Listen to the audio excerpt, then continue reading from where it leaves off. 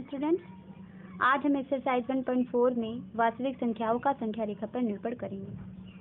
तो आपका स्क्रीन पे रहा क्वेश्चन। उत्तरोत्तर आवर्धन करके संख्या रेखा पर 3.765 का निरूपण कीजिए। तो सबसे पहले हम क्या करते हैं, चेक करते हैं कि ये संख्या किन दो संख्याओं के बीच की संख्या है।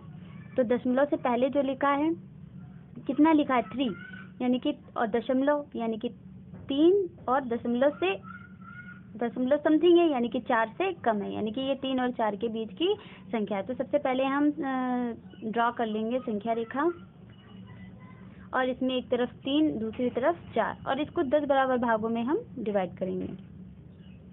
यहाँ पे आपका क्या होगा, सेंटर में हाफ पॉइंट, तो इसके बिल्कुल बीचों बीच में लगा लीजिएगा, और इसके और इसके बीच में आप क्या करेंगे, 4 पॉइंट रखेंगे। 1 2 3, ये दूर काफ़ी पास हो गया है। 1 2 3 4, ऐसे यहाँ पे करेंगे, इसको थोड़ा सा बढ़ा। 1 2 3 4, ये 3 के बाद यहाँ पे शुरू होगा 3.1, और ये 3.2, 3.3, 3.4, 3.5, 3.6, 3.7, 3.8, 3.9, और ये 4 हो गया। अब देखिए, आपकी सबसे पहले 1 डिजिट पे हम देखेंगे। 3.7 कहीं दिख रही है? बिल्कुल, ये रहा 3.7, और 7 के बाद 6 है, यानी कि जो 6 अगर हम ले लें तो वो क्या होगा, 3.7 और 3.8 के बीच की होगी, यानी कि इसको हम क्या करेंगे, ऐसे, और ये है हमारा। अब हमें स्केल जो बनाना है वो इन दोनों के बीच का बनाना है, यानी कि अब हम जो बनाएंगे वो बनाएंगे 3.7 और 3.8, इसके सेंटर में कर लीजिए। अब इसमें कितनी लाइन, 4, 1 2 3 4, इधर भी 1 2 3 4। 3 पॉइंट जो भी यहाँ लिखा हो, आपको उसके आगे से यहाँ पर इसी में आगे 1 से ऐड शुरू कर देना है। तो 3.71 ये होगा आपका 3.72, 3.73, 3.74, 3.75, 3.76, 3.77, 3.78, 3.79। अब आपको क्या यहाँ से अपने क्वेश्चन से देखिए, 3.76 कहीं पे 6 हो रहा है। अब अगर आपको 5 लाना है तो वो आपको उसके आगे वाली संख्या, इन दोनों के बीच की संख्या मिलेगी, यानी कि आपका ये रहा ये। अब आप ये दोनों ड्रा करेंगे।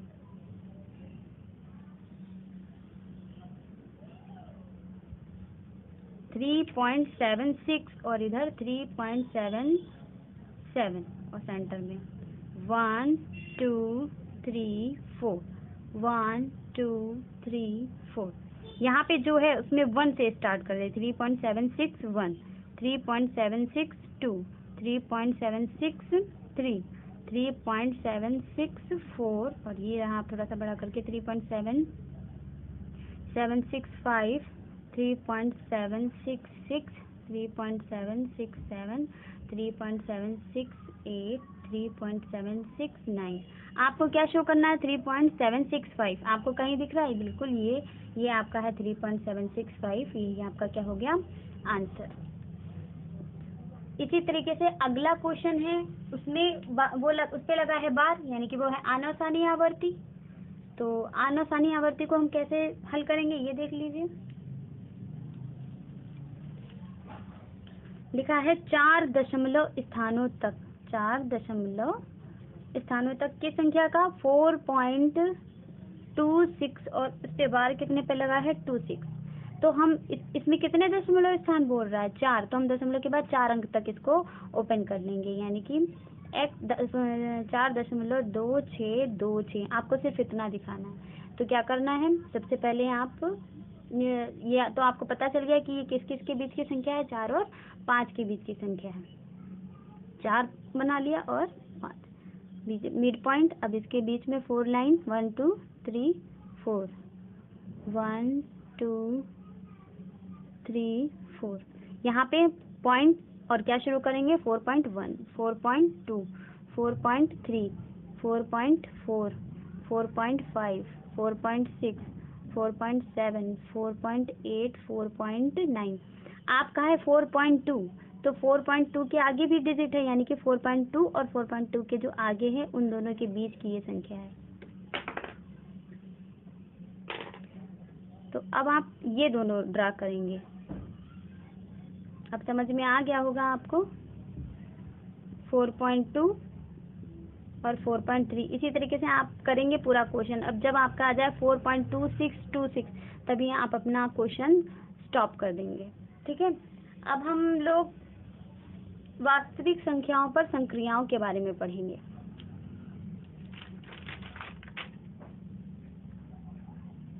आपको पता है कि वास्तविक संख्याओं की डेफिनेशन क्या होती है? पर संक्रियाएं। वास्तविक संख्याओं के डेफिनेशन में आता है आपका परिमेय और अपरिमेय। जो आपकी अगली एक्सरसाइज है वो है 1.5। अब उसमें आपको देखना है कि परिमेय और अपरिमेय संख्याओं में कौन कौन से नियम फॉलो होते हैं। तो परिमेय संख्याओं में योग और गुणा के जो साहचर्य क्रम विनिमय नियम होते हैं वो क्या होते हैं? संतुष्ट करते हैं। ठीक है, तो ये अगर आपको नहीं मालूम है परिमेय संख्याओं के नियमों के बारे में, तो वो आप कक्षा 8 की वीडियोस मेरी देख सकते हैं, उसमें उन पर विस्तार से चर्चा की गई है। तो परिमेय संख्या जो होती हैं योग और गुणा की साहचर्य परिमेय संख्याएं, योग और गुणा की जितनी भी संक्रियाएं होती हैं, योग और गुणा की कितनी संक्रियाएं होती हैं आपकी? होती है क्रम विनिमय, साहचर्य, संवरक, साहचर्य, और अपरिमेय भी क्या होती है? इन क्रियाओं को संतुष्ट करती है। ठीक है, अब बात करते हैं हम इनके गुणा और भाग में। और हम जानते हैं कि परिमेय संख्या जोड़, घटाना, गुणा भाग में भी, गुणा भाग करने पर भी परिमेय संख्या प्राप्त होती है, यानी कि संवरक प्रगुण का पालन करती है। लेकिन क्या अपरिमेय संख्या में ऐसा है? आइए देख लेते हैं। अपरिमेय संख्या में योग और गुणा की साहचर्य क्रम विनिमय नियमों का तो पालन करती है। किसका? क्रम विनिमय और साहचर्य, इन दोनों नियमों का तो पालन करती हैं। अब इस नियम में होता क्या है? इस नियम में ये होता है कि अगर हम मान लीजिए अपरिमेय संख्या का उदाहरण ले रहे हैं कि √2 में √3 जोड़ें या √3 में √2 जोड़ें तो योगफल एक जैसा मिलेगा, क्योंकि किसी संख्या को अगर पलट कर हम उसका योग करते हैं तो वही संख्या हमें प्राप्त होती है। और साहचर्य नियम क्या कहता है? साहचर्य नियम में कोई 3 डिजिट होती हैं, 3 संख्याएं ली जाती हैं। तो 3 संख्या जैसे मान लीजिए इसमें हम 5 और ऐड कर लें तो √5 प्लस √2 प्लस √3। अगर शुरुआत की 2 संख्या जोड़कर उसमें तीसरी संख्या जोड़ें या तो वो बराबर होता है किसके? अगर लास्ट की 2 संख्याओं को जोड़कर उसमें हम पहली संख्या जोड़े। ये आपका कौन सा नियम है? क्रम विनिमय नियम है। ये आपका कौन सा नियम है? साहचर्य नियम। तो परिमेय संख्याएं भी इस नियम को फॉलो करती हैं और अपरिमेय संख्याएं भी इस नियम को फॉलो करती हैं। अगर आपको ये वीडियो और विस्तार से देखनी है तो कक्षा 8 की वीडियो आप देख लीजिएगा, उसमें आपको अच्छे से समझ में आ जाएगा। पर क्या अपरिमेय संख्या योग, अंतर, भागफल और गुणनफल को संतुष्ट करती हैं? चलिए देख लेते हैं। जैसे मान लीजिए भाग विधि द्वारा एक हम करते हैं कि हम √17 को √17 से भाग देते हैं। दोनों अपरिमेय संख्याएं तो होती हैं, तो क्या मिलता है? इससे ये डिवाइड हो जाएगा, क्या मिलेगा हमें? 1, जो कि क्या है? परिमेय संख्या। यानी कि हमेशा अपरिमेय संख्याओं का योग, गुणा, भाग, ये अंतर, ये क्या होता है? एक अपरिमेय संख्या ना होकर अपरिमेय संख्या प्लस परिमेय संख्या दोनों ही हो सकता है। पहला क्वेश्चन है, बताइए नीचे दी गई संख्याओं में कौन कौन परिमेय है, कौन अपरिमेय? पूछा है कौन परिमेय है और कौन अपरिमेय। पहला है 2 - √5। तो देखिए इसमें इसको हल हो नहीं सकता, क्योंकि ये परिमेय है, ये अपरिमेय। तो परिमेय और अपरिमेय संख्याओं का अंतर भी एक अपरिमेय संख्या ही होती है, तो ये क्या हो जाएगा आपका? अपरिमेय। दूसरा 3 + √23 ब्रैकेट में -√23, ये तो अभी हल हो सकता है। हम ब्रैकेट ओपन करें तो 3 + √23 -√23, एक प्लस में है एक माइनस में है, कैंसिल हो जाएगा बिल्कुल। तो क्या आ गया? 3। तो ये क्या हो गई? परिमेय। तीसरा 2√7/7 हमें पता है भाग में संख्या एक जैसी हो तो कर सकती है, तो ये क्या हो जाएगा 2/7 जो कि क्या है परिमेय।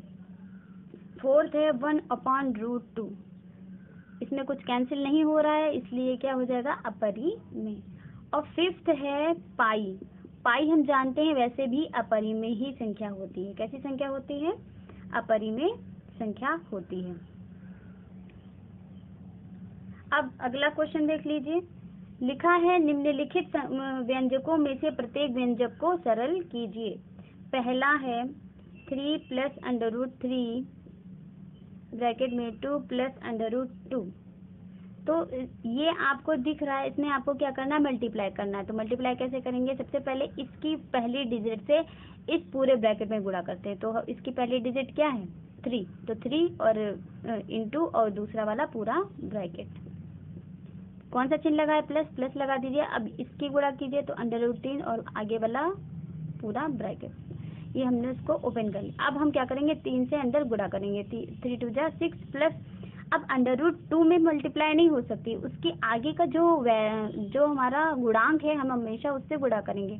तो इसके आगे अगर हम पूछें √2 के आगे कितनी संख्या है तो आप क्या बोलेंगे? कुछ नहीं, लेकिन हमेशा √2 के आगे का गुणांक क्या होगा? 1 होगा। जिसमें कोई गुणांक ना हो उसमें 1 होगा। तो 3 बन जा 3 और √2 प्लस ऐसे ही जब हम √3 के इसमें करेंगे तो 2 का इसके गुणांक से मल्टीप्लाई होगा तो 2 बन जा 2 √3 प्लस ये भी अंडर में, ये भी अंडर, और किसी अंडर वाली संख्याओं की मल्टीप्लाई भी क्या होती है उन दोनों के आपस में गुणा होकर √6 हो जाएगी। कितना हो जाएगा? √6। यही इसका क्या है आंसर। दूसरा क्वेश्चन देख लीजिए। 3 + √3 3 - √3 हम देख रहे हैं ये कौन से फॉर्म का है? a + b और a - b। आप इसको इस विधि द्वारा भी हल कर सकते हैं बिल्कुल, लेकिन अगर आपको ये फॉर्मूला आता है तो क्या दिक्कत है? आप ये फॉर्मूला लगा दीजिए। इसका ये सर्वसमीकरण क्या कहलाती है? क्या होती है? a² - b² यानी कि 3 का स्क्वायर माइनस √3 का स्क्वायर। और किसी भी अंडर वाली संख्या का स्क्वायर वही संख्या होती है यानी कि 3। अब इसका आप ऐसे देख लीजिए कि √3 का स्क्वायर को हम लिख सकते हैं √3 गुणे √3, ठीक है। और अंडर का मीन्स होता है आधी घात। आपने पावर 2, 3, 4 तो पढ़ी है, आधी घात भी तो पढ़ी होगी 2 की पावर 1/2। तो वही तो 3 की घात यहाँ पे क्या हो गई 1/2 गुणे 3 की घात क्या हो गई 1/2। आप जानते हैं कि अगर आधार समान है तो घातें आपस में जुड़ जाती हैं। तो हम क्या करेंगे इनकी घातों को आपस में जोड़ देंगे। और हमें पता है आधा आधा कितना होता है 1, यानी कि 3 की घात 1। तो √3 का स्क्वायर किसके इक्वल आ गया 3 के। तो यहाँ पे √3 का स्क्वायर = 3। तो 3 3 = 9 - 3 तो कितना आ गया 6। इसी तरीके से तीसरे क्वेश्चन में आपकी सर्वसमीकरण लगेगी a + b का होल स्क्वायर। थर्ड में यहाँ पे है √5 + √2 का होल स्क्वायर। इसको आप फॉर्मूला लगाएंगे a + b का होल स्क्वायर जो होता है a² + b² + 2ab। तो √5 का स्क्वायर प्लस √2 का स्क्वायर प्लस 2 × ab। a है आपका √5, b है आपका। तो अभी आपको बताया कि किसी अंडर का स्क्वायर क्या होता है वही संख्या होती है। तो ये 5 आ जाएगा, ये कितना आ जाएगा 2 आ जाएगा। और ये 2 और अंडर के अंदर से गुणा हो जाती है। तो अंडर कितना आ जाएगा 10। तो 5 7 प्लस √10। फोर्थ क्वेश्चन देख लीजिए इसी का। √5 माइनस √2 और √5 प्लस √2। इसमें हम क्या करेंगे आप यही वाली सर्वसमीकरण लगाइएगा और खुद सॉल्व कीजिएगा। a² - b²। तीसरा लिखा है आपको याद होगा कि पाई को एक वृत्त की परिधि मान लीजिए c और इसके व्यास d के अनुपात में परिभाषित किया जाता है। इसका मतलब हम लिख सकते हैं पाई = c/d। आगे लिखा है यह इस तथ्य का अंतर्विरोध करता हुआ प्रतीत होता है कि पाई अपरिमेय है। इस अंतर्विरोध का निराकरण आप किस प्रकार करेंगे? तो आंसर इसका कोई अंतर्विरोध नहीं है, क्योंकि जब भी हम किसी स्केल से या युक्ति से लंबाई मापते हैं तो आपको केवल एक सन्निकट मान प्राप्त होता है जो कि एक परिमेय होता है। जो कि एक परिमेय होता है, अतः आप यह अनुभव नहीं कर पाते हैं कि सी डी अपरिमेय, क्योंकि अधिकतर अपरिमेय संख्याओं का जो वो होता है वो अंडर रूट की संख्याएं होती हैं। तो अगला क्वेश्चन देखिए इसी श्रेणी में, संख्या रेखा पर अंडर रूट 9.3 का निरूपण कीजिए। इसको हम आपको कॉपी पेन में समझाएंगे। लिखा है अंडर रूट 9.3 का संख्या रेखा पर निरूपण कीजिए। तो ऐसा क्वेश्चन सबसे पहले हम क्या करते हैं, जो हमारा अंदर की डिजिट है 9.3 उसको हम ड्रा कर लेते हैं। तो यहाँ पे हम क्या करेंगे, 9.3 हमारा 9.3 ये रहा, हम उस पर पहले बिंदु रख ले रहे हैं ये। अब हम इसको मिला देंगे। जब भी ऐसा आए तो आप उसको क्या कीजिएगा, सबसे पहले जो संख्या है उसको अब इसमें 1 सेंटीमीटर और बढ़ा लीजिए। तो जहाँ पे हमारा 9.3 है हमने वहाँ पे टिक किया था, अब इसमें हम 1 सेंटीमीटर और बढ़ा लेंगे। तो इसको हमने नाम दिया B, जो कि हमारा 9.3 था, और जो बढ़ाया है हमने उसको नाम दिया हमने C। अब हमें क्या करना है, आपको अर्धक करना आता है, किसी संख्या को 2 बराबर भागों में बांटना कैसे आता है, आपने ऐसे सीखा होगा कि एक ही बिंदु से 2 जगह चौप लगाए जाते हैं आधे से अधिक दूरी लेकर, और उसको फिर क्या कर दिया जाता है, डॉटेड डॉटेड तरीके से मिला दिया जाता है। तो ये आपने कक्षा 8th में बहुत 7th में भी पढ़ा है, 8th में भी पढ़ा है। ये आपको इसका मिड पॉइंट, बिल्कुल सेंटर का पॉइंट मिल गया। अब आप क्या करेंगे, इसको आप केंद्र मान लेंगे, केंद्र कुछ भी मान लीजिए, n मान लीजिए, केंद्र मान लिया, और a त्रिज्या लेकर इसको हमने मिला दिया। अब बिंदु B पे आपको 90 डिग्री एंगल ड्रॉ करना है। तो हमने B पे चांदा रखा अपना और 90 का मार्क लगा लिया इधर से। अब इसको मिलाते हुए रेखा खींच दी।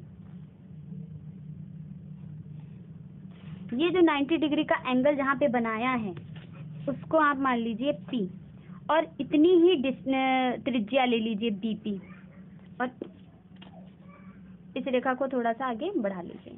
इतनी आपने त्रिज्या ले ली BP, और इसी को ही ऐसे ड्रॉ इस रेखा पर कर दीजिए। तो यही जो आपका बिंदु आया है Q, यही आपका क्या बिंदु है, अंडर रूट 9.3। अब आप सोच रहे होंगे कि यह संख्या रेखा कहाँ है।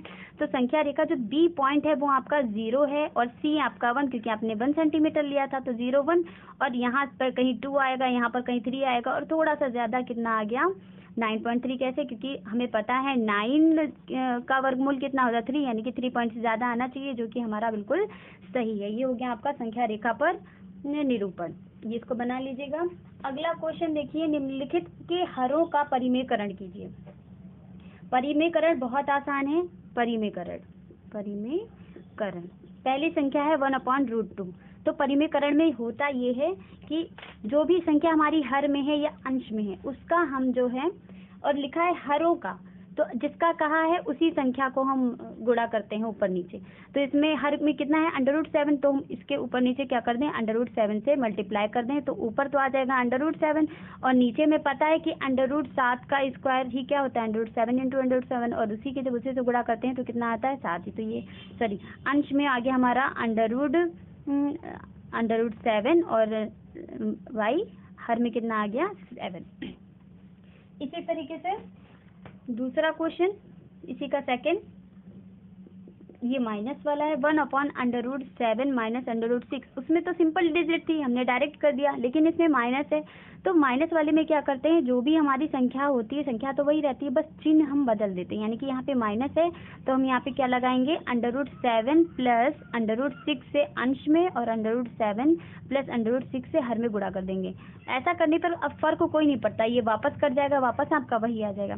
तो 1 से तो किसी की मल्टीप्लाई होती है तो वही आता है, और हर में हमारा ये लग गया a minus B A plus B, सर्वसम्मिका कौन सा, a minus B A plus B क्या होती है, a square minus B square. तो एक क्या है हमारा √7 का स्क्वायर, माइनस बी क्या है √6 का स्क्वायर। तो ये आपका आ जाएगा √7 प्लस √6 अपॉन 7 का स्क्वायर 7 माइनस 6, तो कितना आ गया √7 प्लस √6 अपॉन 1, और 1 का कोई महत्व नहीं है हर में।